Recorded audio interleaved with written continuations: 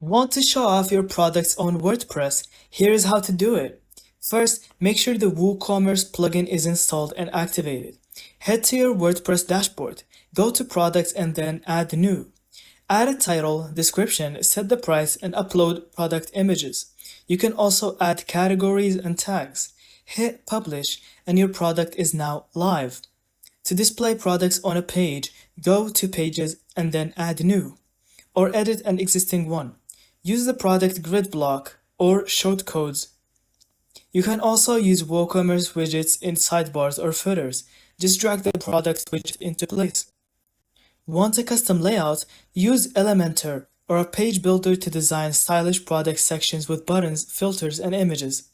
That's it. Your WordPress store now displays products beautifully for your visitors. Thank you so much for watching. I hope you found this video helpful. And don't forget to leave us your thoughts in the comments.